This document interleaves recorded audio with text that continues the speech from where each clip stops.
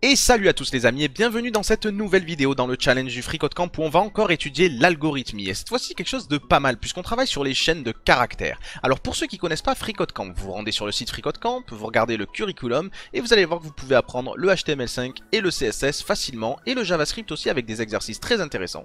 Et quand vous arriverez à la section Intermediate Algorithm Scripting, alors vous pourrez nous rejoindre sur l'exercice qui s'appelle ici Missing Letters. Cet exercice, présentons-le. Qu'est-ce qu'il nous demande? En fait, dans cet exercice, on a une fonction qui s'appelle FearNotLetter, qui va recevoir une chaîne de caractères, par exemple ABCDE. Et notre but, enfin ABCE pardon, et notre but c'est de voir qu'effectivement il manque le D dans cette chaîne de caractères ici. Mais c'est pareil pour toute autre chaîne de caractères. En réalité, ce qu'on nous demande, c'est de comparer la chaîne qu'on nous envoie avec l'alphabet réel et de dire quelle est la lettre qui manque à l'intérieur de la chaîne qu'on nous envoie.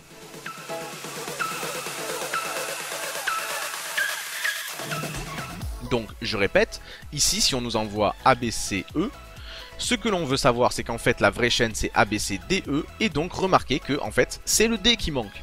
Alors, pour savoir que la vraie chaîne, c'est pas ABCE, mais bien ABCDE, encore faut-il qu'on ait un référentiel.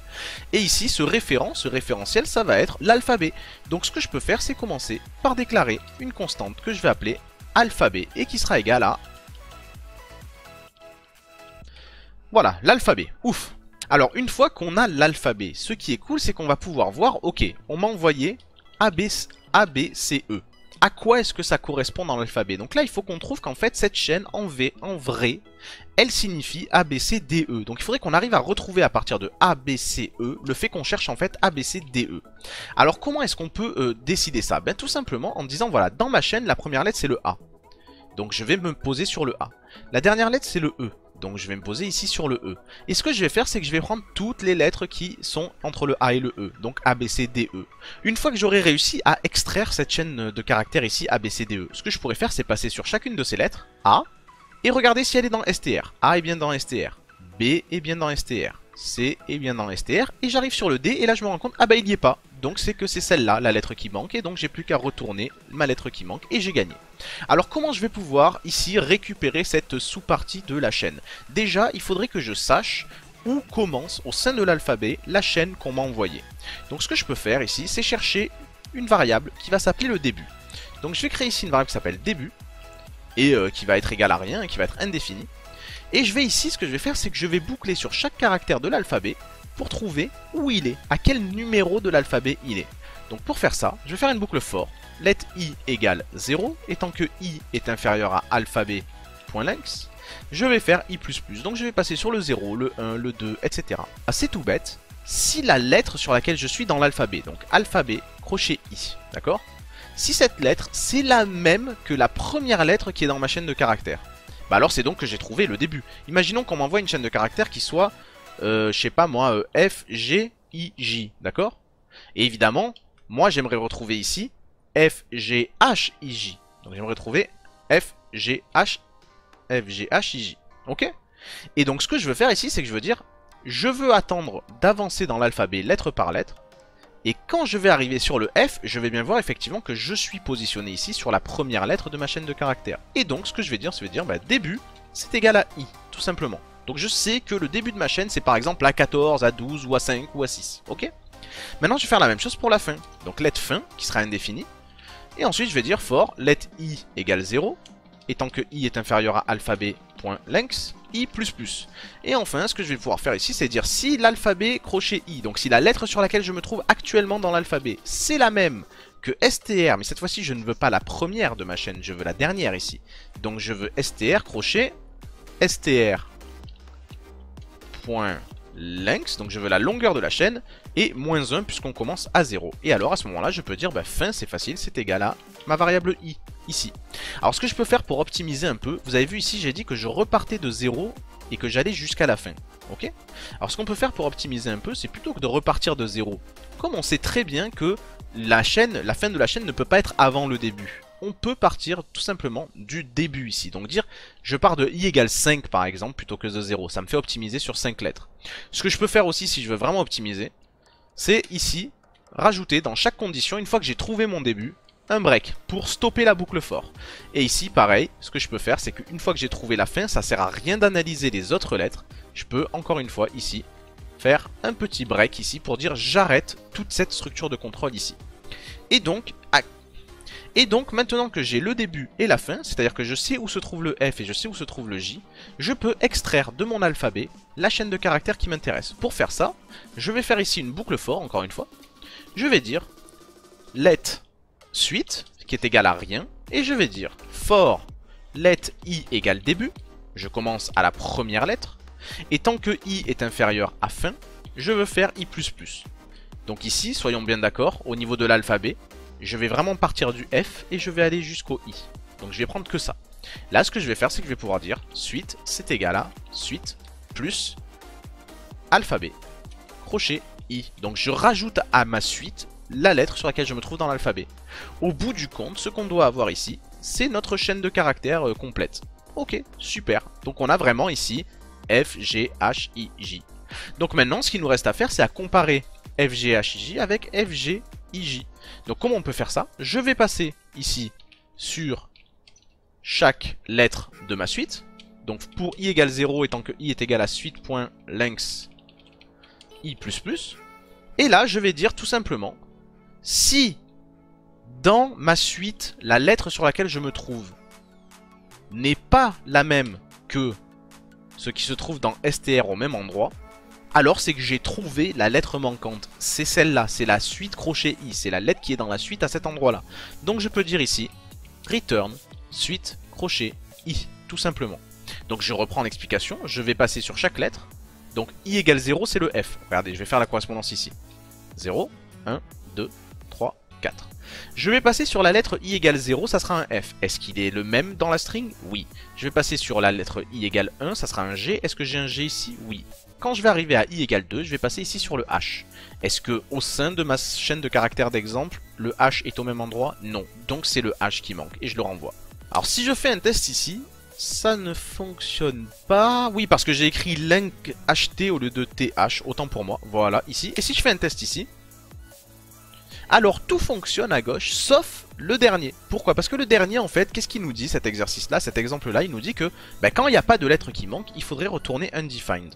Donc nous, où est-ce qu'on voit s'il y a une lettre qui manque? C'est forcément là-dedans. S'il y a une lettre qui manque, c'est sûr on va passer là-dedans et on va appeler le return, et donc le reste ne va pas se faire.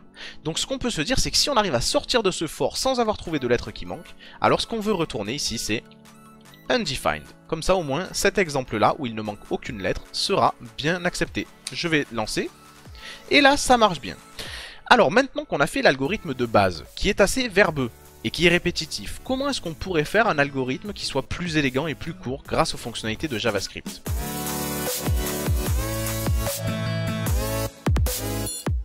Eh bien, c'est relativement simple. On va prendre du recul sur chacune de nos étapes.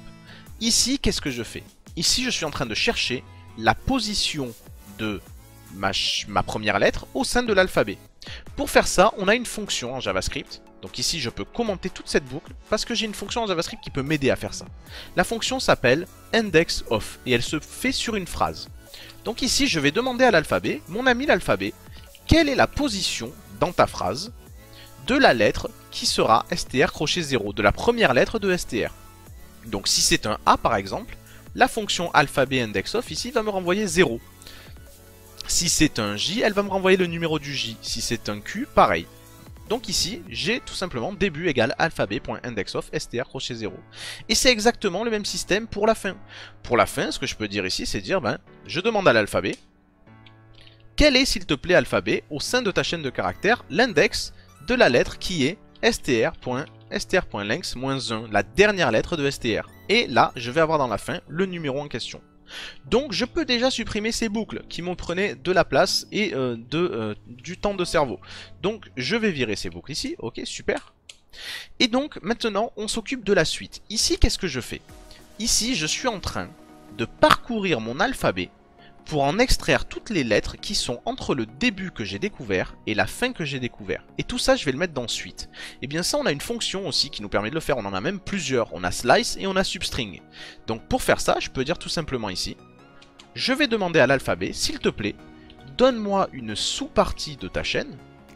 Et cette sous-partie elle commencera à l'index début et elle finira à l'index fin. Et donc ça remplace tout simplement cette boucle for ici. Et donc je peux supprimer ces commentaires là. Faisons un test déjà pour voir si tout marche bien. Ça marche bien. Et maintenant ici ce que je suis en train de faire, c'est qu'en fait je suis en train d'essayer de trouver au sein de ma chaîne qui s'appelle suite, quelle est la lettre qui n'existe pas dans str. Donc trouver quelque chose, on ne sait pas forcément le faire au sein d'une chaîne de caractères, mais au sein d'un tableau, on sait très bien le faire. Donc ce que je peux faire ici, moi, c'est déjà commencer par transformer ma suite en un tableau. Pour faire ça, je vais faire const tableau est égal à array.from_suite. Donc là, ma suite de caractères, ma chaîne de caractères, je l'ai transformée en un tableau sur lequel je vais pouvoir utiliser des méthodes du tableau. Et donc ici, ce que je peux faire ici, c'est dire tout simplement const manquante, je fais une variable manquante qui serait égale à mon tableau, dans lequel je veux trouver. Et ça, c'est la fonction find. La fonction find, qu'est-ce qu'elle fait? Elle va analyser chaque élément d'un tableau jusqu'à ce qu'elle trouve celle qui correspond à la condition que je veux. Donc ici, la fonction find me demande une fonction en paramètre. Et cette fonction, ce qu'elle va faire, c'est qu'elle va prendre elle-même en paramètre chaque élément. À chaque fois que find va passer sur un élément, elle va le donner à cette fonction. Donc ici, moi, je vais dire, je vais recevoir une lettre. Donc ici, quelle est la condition qui fait que je dirais, ah tiens, j'ai trouvé celle qui manque? Eh bien, c'est facile. Celle qui manque, c'est celle qui n'est pas incluse dans str. Je suis en train d'analyser toutes les lettres qui sont dans ma chaîne suite. Je veux voir laquelle n'est pas dans ma chaîne de base, la str. Si je la trouve, alors c'est celle-là qu'il me faut. Donc je vais dire si, et là ici je peux utiliser la fonction include, je vais dire si dans ma str je n'ai pas, en utilisant la fonction includes, la lettre, alors je veux return true. Et donc ici je peux supprimer cette boucle-là, et je peux retourner tout simplement return manquante. Je vais tester. Et ça marche parfaitement parce que manquante ici, c'est bien le fait de trouver au sein du tableau qui correspond à toutes mes lettres de ma suite, laquelle ne correspond pas à str. Donc là, vous allez me dire, tiens, c'est bizarre parce qu'ici, on retourne manquante, mais le cas indéfini, on ne l'a pas géré. Et en fait, j'ai pas besoin de le gérer. Parce que si find ne trouve pas de lettre, ne trouve aucune lettre qui correspond à cette condition, et bien ce qui va se passer, c'est qu'il va mettre dans manquante la valeur undefined. Et donc, je n'ai plus besoin de ce return undefined ici. Alors là, vous allez me dire, mais attends, la façon dont on l'a fait ici est encore pire que la façon qu'on l'avait fait tout à l'heure. Elle est plus longue. Oui. Alors déjà, ce que je peux faire pour arranger les choses, c'est plutôt que de dire si cette chose-là est vraie, renvoyer vrai, tout simplement dire, renvoie cette chose-là. Si la question que je pose ici, à savoir, est-ce que la str inclut letter, elle me renvoie vrai, elle l'inclut, ou faux, elle ne l'inclut pas, et que moi en plus je l'inverse, en fait j'ai ici vrai ou faux déjà, donc je peux retourner cette expression-là. Enfin, ce que je peux faire pour aller plus vite, c'est me dire, écoute, manquante ici, c'est égal à tableau.find. Mais tableau, qu'est-ce que c'est? Tableau, je le dis juste en dessus, tableau c'est array from suite. Je peux tout simplement, du coup, plutôt que de créer une variable tableau qui contient ceci et ensuite l'utiliser, utiliser tout de suite le array.from suite ici, et donc me passer de la variable tableau. Hop là, super. Maintenant, ce que je peux faire aussi pour aller encore plus vite, c'est dire plutôt que de prendre tout ce traitement et de stocker le résultat dans une variable manquante que je vais retourner ensuite. Pourquoi ne pas retourner directement le résultat plutôt que de le stocker et de le renvoyer? On le retourne tout simplement ici. Ok. Alors là, on est déjà beaucoup plus court. Alors qu'est-ce que je peux faire de plus pour le rendre un peu moins verbeux? Eh bien tout simplement, la fonction que j'ai passée ici à mon find, je peux la transformer en fonction fléchée pour rendre ça un peu plus court, en supprimant le mot-clé function ici, en rajoutant avant l'accolade une flèche, et là voilà, j'ai une fonction fléchée. Et comme ma fonction fléchée ne contient qu'une seule ligne, je peux même me passer de cette accolade là, je peux me passer du mot-clé return, je peux me passer du point virgule ici, et bien sûr de la dernière accolade que je peux supprimer. Et là, ici, j'ai bel et bien mon traitement qui est terminé. Je transforme ma suite en un tableau de lettres, et dans ces lettres, je veux trouver la lettre qui n'est pas inclue dans letter. Dans str, pardon. Et donc ici, même ma fonction fléchée qui ne reçoit qu'un seul paramètre, je peux carrément supprimer les parenthèses ici. Je fais un test, et ça fonctionne parfaitement.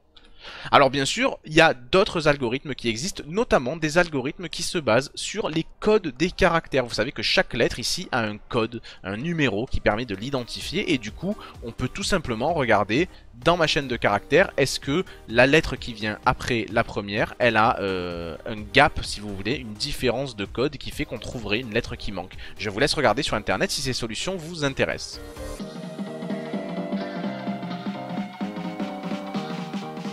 Alors qu'est-ce qu'on a vu dans cet exercice? Premièrement, on a vu la fonction JavaScript indexOf qui peut être faite sur n'importe quelle phrase. Ça permet de connaître la position au sein d'une phrase d'un caractère en particulier.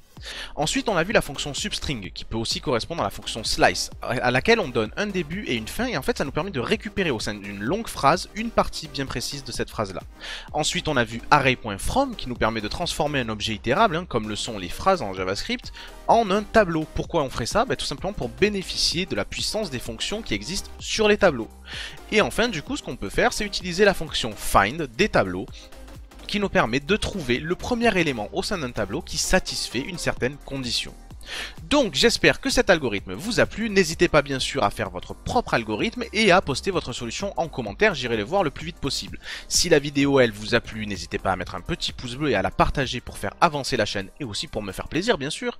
Et enfin si vous ne voulez rater aucune autre vidéo, que ce soit dans la série du challenge FreeCodeCamp ou dans d'autres séries, d'autres tutoriels, abonnez-vous à la chaîne, comme ça vous serez notifié. Et d'ici à la prochaine vidéo, n'oubliez pas, développez-vous bien.